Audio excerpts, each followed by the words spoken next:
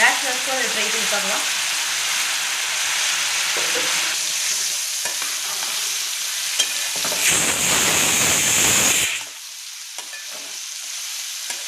இது வந்து ஒரு இது போட்டு க்ளோஸ் பண்ணக்கூடாது. க்ளோஸ் பண்ணால் தண்ணி விட்டுரும்.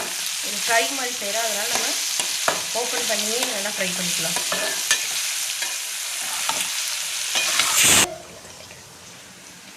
இப்போ இது கூட வந்து நம்ம கொஞ்சமாக மிளகு, கொத்தமல்லி, ஜீரகம் 3 போட்டிருக்கோம். இது நல்லா இடிச்சு அதுக்குள்ளே சேர்க்கணும்.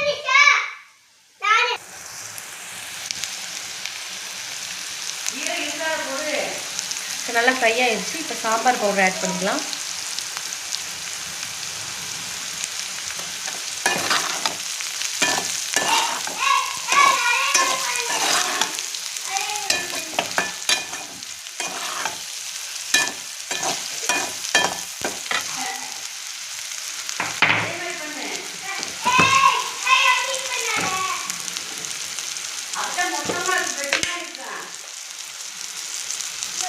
கலருக்காக கொஞ்சமாக ரெட் சில்லி ஆட் பண்ணிக்கலாம்.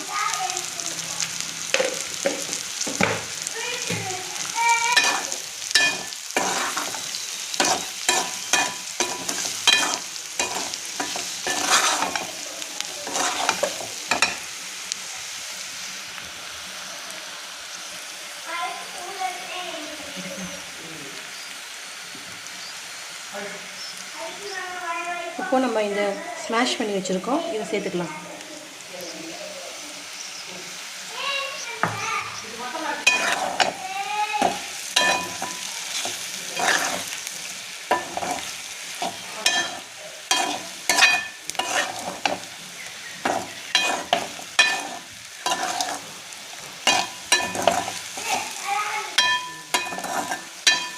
சூப்பர் கிறிஸ்பியான கத்திரிக்காய் ஃப்ரை ரெடி.